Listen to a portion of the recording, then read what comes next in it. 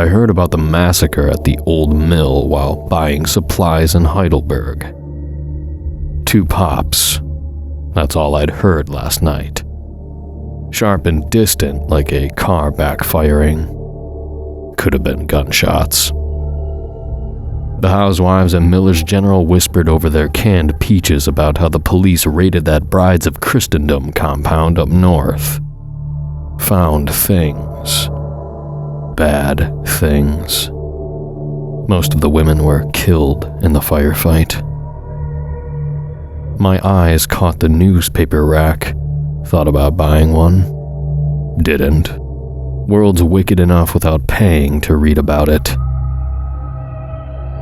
The truck protested when I turned the key, coughing twice before the engine caught. I sat there, hands on the wheel, remembering what Pastor Weber said about God's justice being beyond mortal understanding. The small bag of hard candies for Hannah burned a hole in my pocket. Sugar rots both teeth and discipline, but a father provides. Those brides weren't right. Everyone knew it. They'd drift through town in those white dresses, with faces blank as china dolls, passing out pamphlets about salvation. Couldn't tell you anything concrete about what they believed in, or about the young women who joined and were never seen again. Not right at all. But murder is murder, police raid or not. The 6th commandment makes no exceptions. I decided I'd pray for them tonight. The drive home took me deeper into the Schwarzwald, where the roads twist like black ribbons through ancient pines. Few people come this far into the mountains. Sometimes hikers stumble across my property, straying from the Hexenweg trail that runs 3 kilometers east. They never stay long. Something about this part of the forest makes folks uneasy. The way the trees grow too close together, how the sunlight struggles to reach the forest floor, even at midday. My cabin sits in a natural hollow, half hidden by the landscape. Built it myself 10 years ago, when Hannah was still small enough to carry. No electricity, no phone line, just rough-hewn logs chinked with mud and moss, a steep roof to shed the heavy mountain snows. Root cellar keeps our food from spoiling, and the stream running behind never freezes, even in the depths of winter. It's not much, but it's what the Lord provides.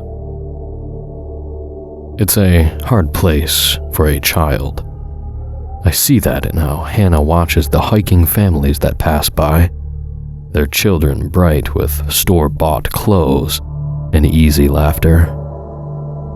Sometimes she stands at the window, long after they're gone, fingers pressed against the glass like she's trying to hold on to their echo.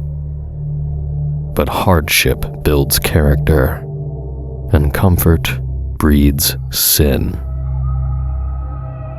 Hannah was waiting on the porch when I pulled up, a scarecrow figure in her hand-me-down dress.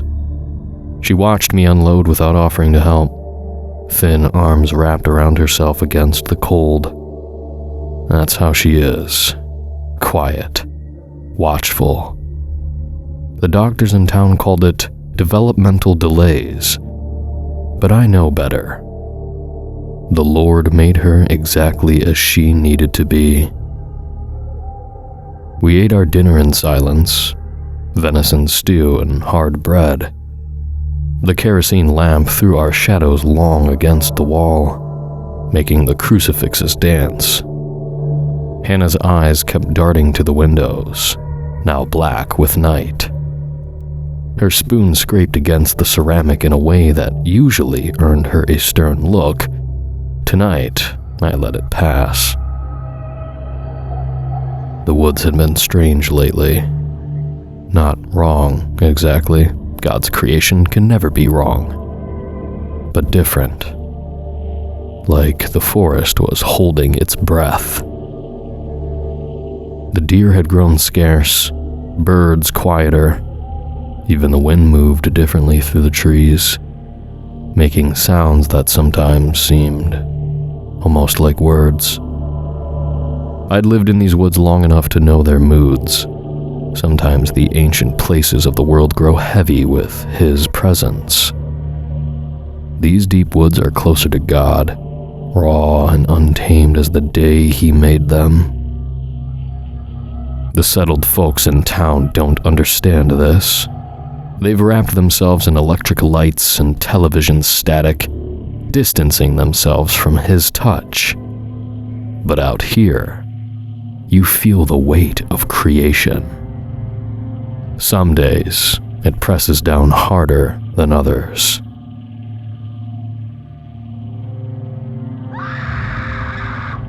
The first scream came just after sunset. It was distant. Could have been an animal, but something about it raised the hair on my neck. Hannah's spoon clattered against her bowl. "Papa," she whispered, and her voice had that same high pitch it got when she was 7 and found a dead fox in the yard, its belly split open and steaming in the winter air. "What was that?" "Could be nothing," I said, but my hand was already moving toward the rifle above the fireplace. We waited, breaths held. Then again, distant and high-pitched. This time, it almost sounded like laughter. I took down the hunting rifle, checking the chamber out of habit. Keep my weapons clean, as scripture demands a man keep his soul. "Stay inside. Lock the door behind me." "Papa, please." Her voice cracked. She grabbed my sleeve with both hands, something she hadn't done since she was very small. "There's something wicked out there." I frowned down at her. "How do you know?" "I feel it," she insisted, her tugs becoming more urgent. Like when you know a storm's coming before you see the clouds. God is warning me deep in my tummy." "If what you say is true," I replied, gently pulling free from her grip, "then who better to protect his realm than his most devoted servant?" She had nothing to say to that. Truth has a way of silencing doubt. The night air struck like a hammer of ice.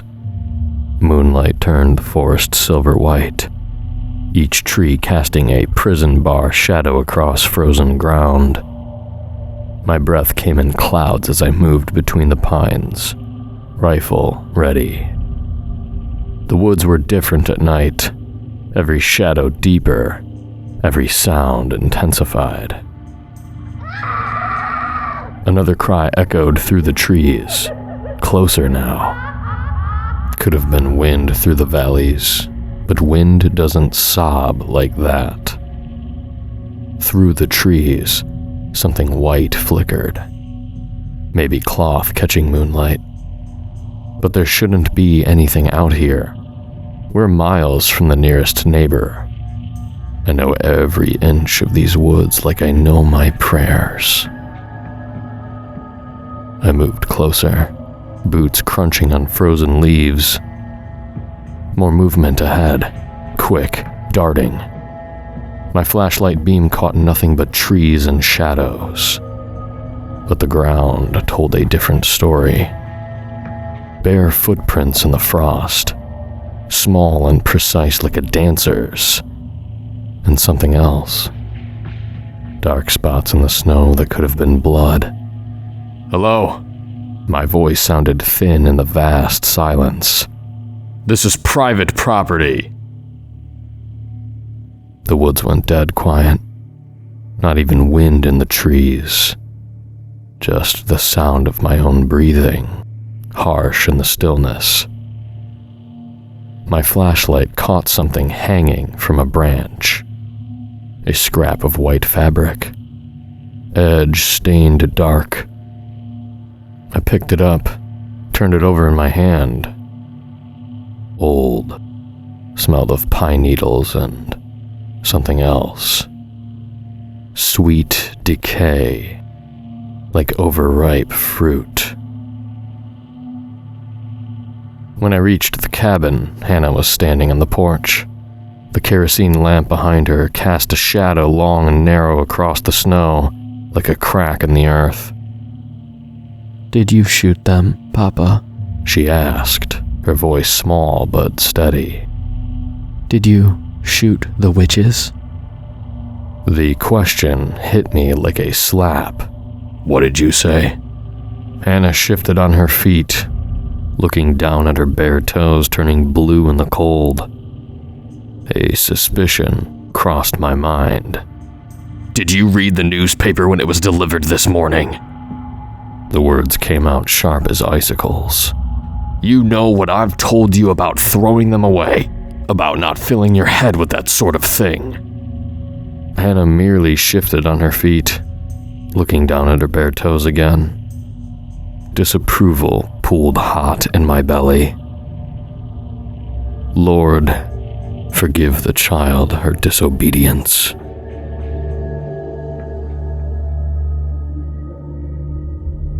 That night, as we knelt for evening prayer, Hannah's hands tightened in mine as we recited the Lord's Prayer together.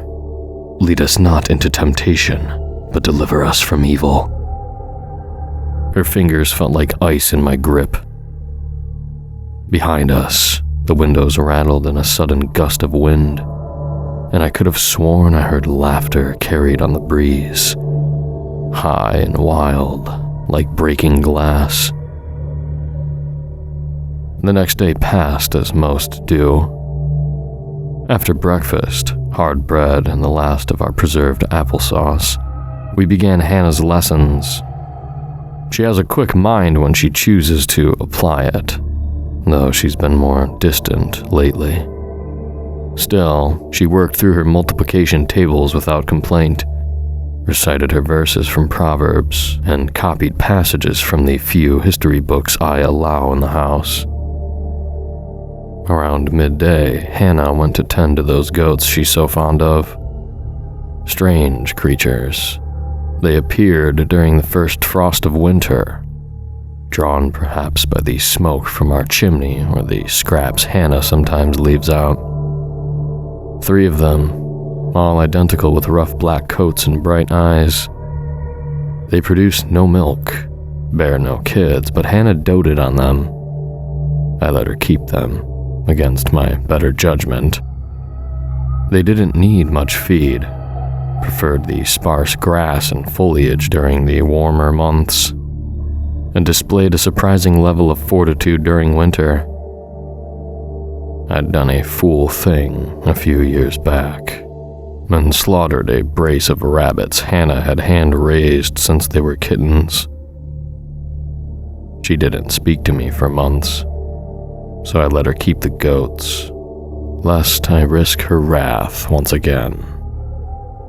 I prayed God would forgive me this one indulgent for my little girl. What better to love than one of God's creatures? The rest of the day we spent on chores, splitting wood, checking the snares, preserving what little game they'd caught. We ate our dinner in familiar silence, the wind whispering through the gaps in the logs. That night, something woke me. Perhaps a sound, perhaps just the weight of another gaze upon my face. I opened my eyes to find a woman staring through my window. The moon lit her face silver bright. She was smiling. No, her face was split by a smile, stretched impossibly wide across features that seemed to shift and flow like candle wax. Her eyes were dark hollows, reflecting nothing. Not quite human, but wearing humanity like an ill-fitting mask. I reached for my rifle, never taking my eyes off her. When I did to grab it and looked back, she was gone. But I caught a flash of white disappearing into the trees. Without thinking, I pulled on my boots and coat. The rifle was loaded. I always keep it loaded these days. Hannah stirred in her bed across the room. Go back to sleep, I whispered. Papa needs to check something. The night air bit deep. That laughter came again, high and wild like breaking glass. There, another glimpse of white between the black trunks of the pines. I followed, my boots crunching in the fresh snow. She vanished into the darkness ahead, leaving no footprints I could see. I was about to turn back when I heard it. A strange, huffing sound. Like an animal digging. Following the noise, I pushed through a thicket of young pines into a small clearing. There she was, illuminated by moonlight, on her hands and knees, clawing at the frozen earth like a mad thing. Her white dress was filthy now, torn and stained with soil. As she dug, she made a sound that raised the hair on my neck. A keening mixture of giggles and pants, rhythmic and desperate. Not human. Not quite. I raised my rifle. The sound of the bolt cycling made her head snap up, and for a moment our eyes met. Then she bolted, moving with that same unnatural speed I'd seen before, vanishing between the trees like smoke. I took a step to follow, then stopped. Something was wrong. The air had grown thick, heavy with a presence I could feel pressing against my back like a physical weight. Slowly, I turned around. The hole drew me forward. I didn't want to approach it. Everything in me screamed to run, but my feet moved of their own accord. As I drew closer, I saw the ground around it was scored with deep scratches. Dozens of fingernail marks in the frozen earth, overlapping each other. Multiple sets of hands had dug this, tearing through the soil and frost with bare fingers. I knew I shouldn't look. Knew it like I know my prayers. But I found myself leaning forward, peering into that absolute darkness. Something looked back, hidden and hungry. It reached up through that hole and touched me, not with hands or claws, but with a presence that turned my bowels to water and my legs to jelly. I soiled myself like a child, scrambling backward, my mind unable to process what I'd felt. The weight of judgment, but not God's judgment. Something older, something that had been waiting. I ran until my lungs burned and branches whipped my face bloody. Ran until I burst through our cabin door, waking Hannah with my panicked entrance. Papa? Her voice was small, frightened. What's wrong? What happened? I seized her hands, pulled her from bed. Pray with me, I demanded. Pray until sunrise. Papa, you're hurting me. Pray! We knelt there on the rough wooden floor, my hands gripping hers too tightly as I recited prayer after prayer. Hannah tried to ask questions, but I shushed her harshly. This was more important. With each passing hour, as gray dawn crept closer, understanding bloomed in my mind like a revelation.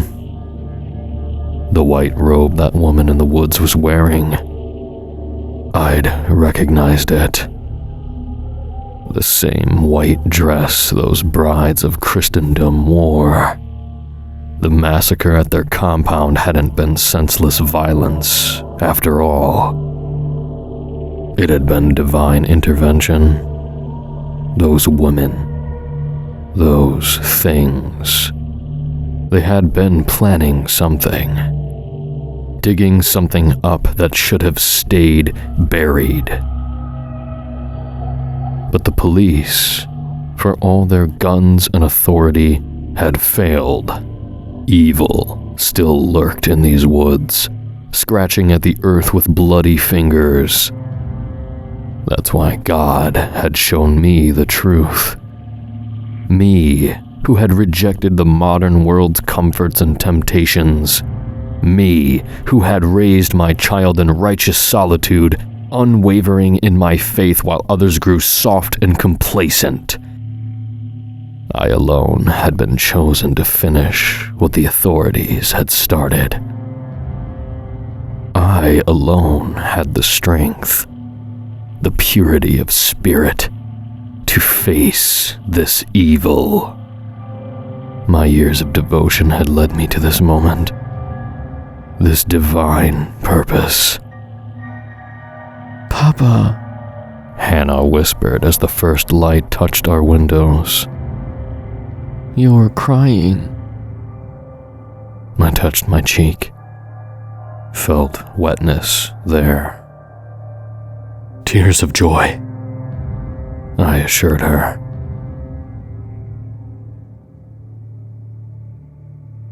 It gets fuzzy after that. Days bled into one another after that night. I tried to keep them clear in my head, but my thoughts were muddled.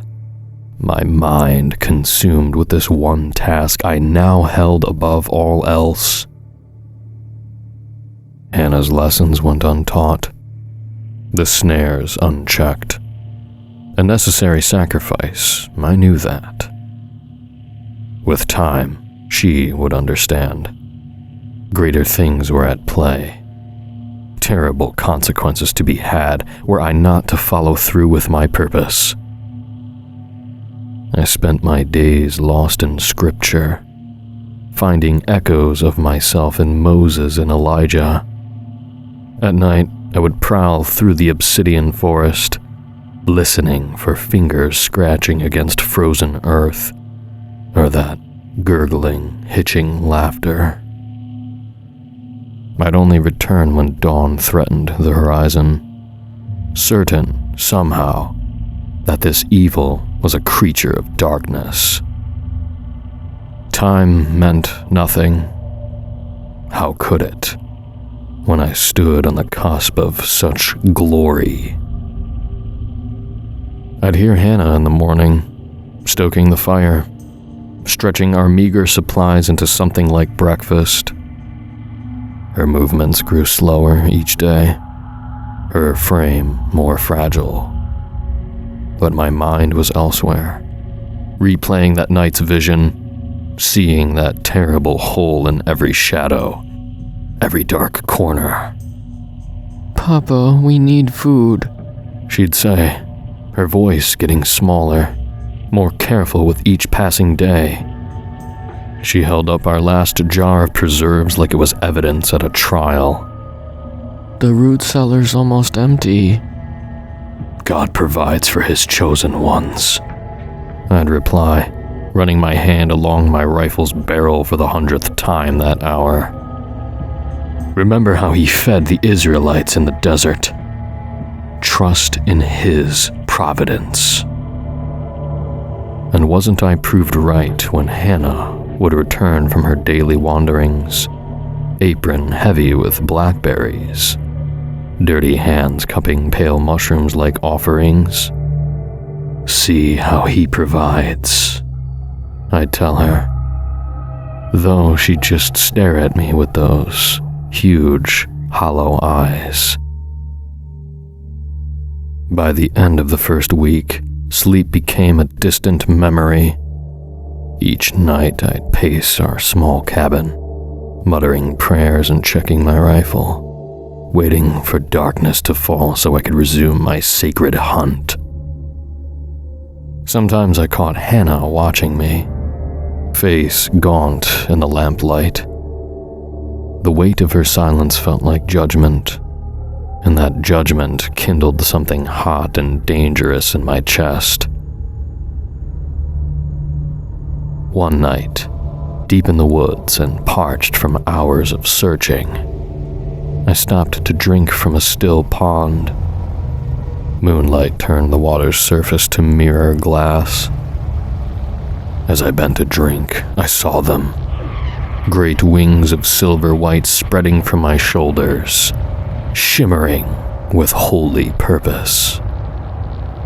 I was transfigured, become an angel of judgment. The vision filled me with righteous fire. I spent hours at my prayers now, my voice growing hoarse as I thanked God for choosing me, for showing me His divine purpose. Hannah would kneel beside me, trembling with what I took for religious fervor, though now I wonder if it was simply hunger or fear. Papa, she said one morning, her small hands clutching at my sleeve like a drowning person grabbing for rope. the goats are acting strange. They followed you last night. I saw them from the window. Of course they did, I replied, stroking her hair with magnanimous affection. I am their shepherd, as Christ is mine. Did He not say, "My sheep hear my voice, and I know them, and they follow me"? But there's something wrong with them. They're not normal. They haven't eaten in weeks. We've no grass. But they're growing all fat. I silenced her with a kiss atop her head, though her high-pitched voice had begun to grate like fingernails on slate. I'll be back before dawn, I promised her, and left. The goats accompanied me most nights now, their black forms moving like shadows between the trees. Sometimes I would preach to them as we walked, explaining my holy mission. They would listen with tilted heads, their rectangular pupils reflecting the moonlight like tiny golden crosses. 10 days in, I stopped reading scripture altogether. What need had I for ancient words when God spoke to me directly now? I could feel His presence in every rustle of wind through the pines, every crunch of snow beneath my boots. The woods themselves seemed to whisper their approval of my quest. Hannah grew more insistent, more troublesome. One morning, I found her trying to pack a bag with our few remaining possessions. "What are you doing?" I demanded. We need help, Papa, she whispered. You're not well. Pastor Weber would understand. I struck the bag from her hands, sending our last precious cup of flour spilling across the floor. Pastor Weber is a blind fool who coddles his flock with soft words and softer doctrine. God has chosen me for this task. Me alone. She flinched away from my rage, and something in her retreat sent a thrill through me. Yes, fear was appropriate. Respect, long had it been absent. 2 weeks slid by like shadows on a sundial, slow and steady, each night punctuated by the same ritual. Hannah and I knelt together in prayer, her voice a timid echo of my own as we sought meaning, affirmation, proof that my faith was not only righteous but ordained. My faith was the kind of faith that burned, fierce and hot, devouring any doubts before they had time to fester. But tonight, something shifted. She opened the Bible, my Bible, without so much as a glance for permission. Her fingers trembled, but her voice held a strange steeliness. Proverbs 16:18, she said, the words tight in her throat like they didn't want to come out. Then she read them aloud. Pride goeth before destruction, and a haughty spirit before a fall. I stared at her. It took a few long seconds for the weight of the verse to press down, like a stone balanced on my chest. Is there something you want to say, Hannah? My voice was calm, almost gentle. Too calm. Her eyes met mine, unflinching, hard, older than they had at any right to be. I miss you, Papa. I fear for your soul. The words hit like a gut punch. For the first time in weeks, months maybe, I felt it. Doubt. It slid into me like a slick, oily serpent, winding its way through the cracks of my certainty. And then came the rage, hot, sharp, and purifying. I snatched the Bible from her hands, the leather binding creaking in protest. How dare you? I heard myself say, as though from some great distance. You think you know better than me? Better than him? I have been chosen, Hannah. Chosen! I have seen his glory with my own eyes, and you dare to question me. Her lip trembled. You haven't been chosen, she cried, her voice pitching with childlike terror. You're arrogant and vain and mean, and I hate you. I erupted to my feet, hand raised to strike her. But she was already moving. She bolted for the door, her bare feet slapping against the wooden floorboards. Hannah! I shouted, but she didn't stop. The door slammed behind her. I lunged for the handle, only to hear the scrape of wood. She was wedging something under the knob from outside. For a moment, just a moment, I stood there, panting, hand frozen mid-air. On the other side of the door, I could hear her breathing, quick and shallow, fearful. I'll do it myself, she screamed through the door, her voice cracking with terror and determination. Whatever's out there, I'll be the one to stop it. Then you'll have nothing left. Hannah! I slammed my palm against the door. When she didn't answer, I forced my voice calmer.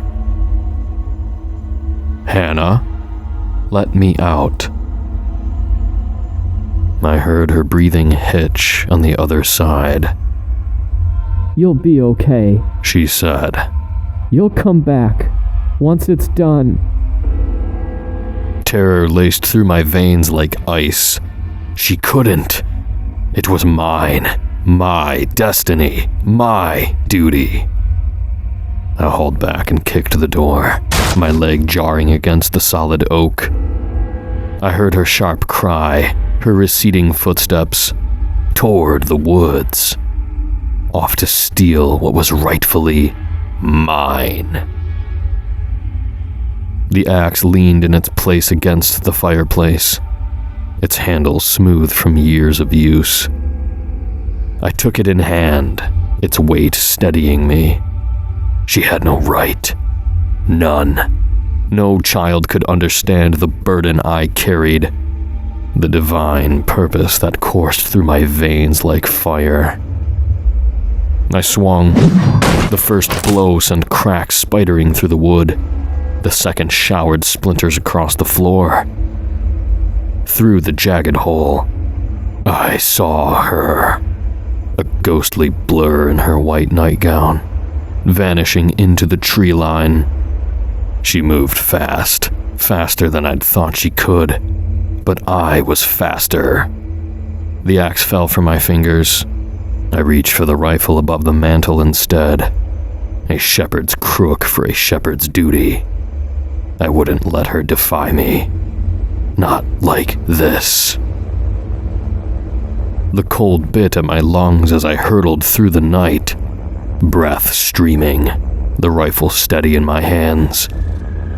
The trees swallowed her up, but I could hear her, branches snapping, undergrowth rustling. Each crack of a twig was like a beacon calling me onward. Behind me came another sound, familiar. The goats were following, their hooves striking the frozen ground with a deliberate rhythm, not just footsteps, a cadence, a beat that matched my pulse. Their soft bleating rose, but it wasn't the plaintive call of livestock. It sounded like laughter, low and mocking, as if they understood more than they should. Ahead, the moonlight spilled through the canopy, and I swore I saw it. The glimmer of her nightgown, the flash of her small, pale face. She wouldn't get far. Not from me. My angel wings, his angel wings spread wide, their shadow stretching across the frost-bitten ground. The forest loomed, dark and waiting, as I chased my wayward lamb into its depths. Hannah knelt in a clearing, her nightgown stark against the black earth. Her hands clawed at the frozen ground, raw and bloodied as she scraped at the edges of that blessed chasm. Somehow she had found it, as though it had been waiting, ready all this time. My chasm, my purpose, the culmination of everything I had sacrificed. Stop! The word ripped from my throat, and I leveled the rifle at her narrow back. She froze, her trembling frame caught in the silver light of the moon. "This isn't for you," I said, stepping closer. "It's mine. This was meant for me." She didn't turn around. Her voice, when it came, was small. Papa, I can feel it. The wrongness, it's in the air. It's in you. The rifle rose, the weight of it steady in my grip. I pointed it at her, at my daughter. My lamb turned defiant wolf. "Step away from the hole. Now." She stood slowly, her small figure pale and fragile in the moonlight. The snow clung to her nightgown, turning into rags, but she didn't shiver. Behind her, the goats gathered, their burning eyes locked on me.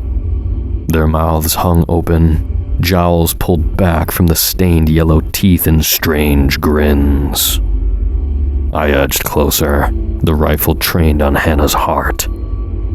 The chasm yawned before me, its edges jagged and dark, the void within pulsing like a hungry, open mouth.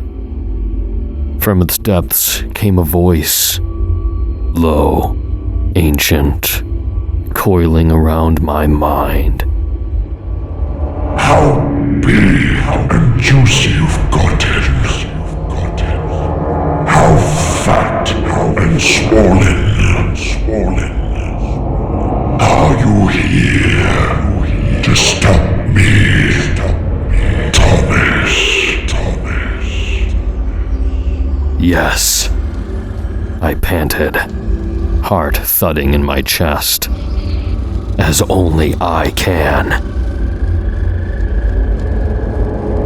But of course, no Nobody is as strong as you. Nobody as smart, or as devoted. This is why God chose you. I couldn't help it. The words were a balm to my cracked soul, sweeter than honey. Yes, I whispered, the rifle trembling in my hands. Yes, that's right.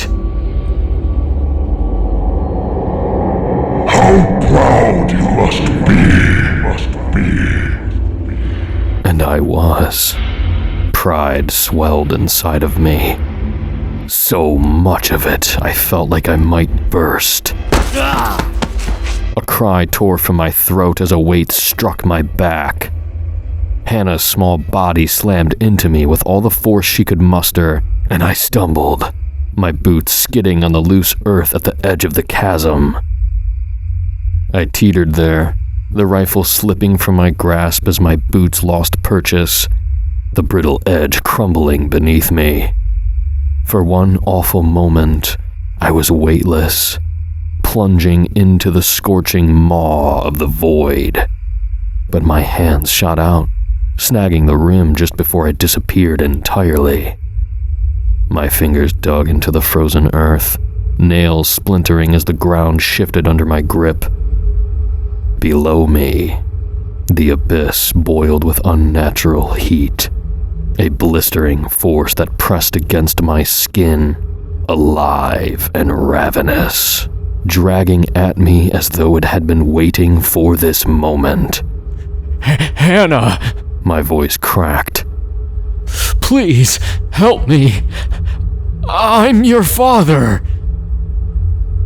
She stood over me, silhouetted by the moonlight, her face streaked with tears that gleamed like silver as they froze on her cheeks. You taught me to listen to God's voice, she said, her words faltering but resolute. But you stopped listening a long time ago. Hannah! My grip was failing, the earth crumbling beneath my fingers. She lowered her head, her voice trembling as she spoke our prayer. Create in me a clean heart, O God, and renew a right spirit within me. I choked on my breath, the weight of my own words thrown back at me. You're wrong. You're wrong. My voice rose to a scream. I am your father. I am chosen. I am... Her foot came down on my fingers. The pain was white hot, a searing betrayal. My grip gave way, and I plunged into the darkness. As I fell, the last thing I saw were the goats, silhouetted by the moon, peering over the edge at me, and Hannah, my lamb, standing tall as she watched me go. My final thought was bitter and sharp, cutting through the blackness. At least I fell like Lucifer, defiant, proud, until the end.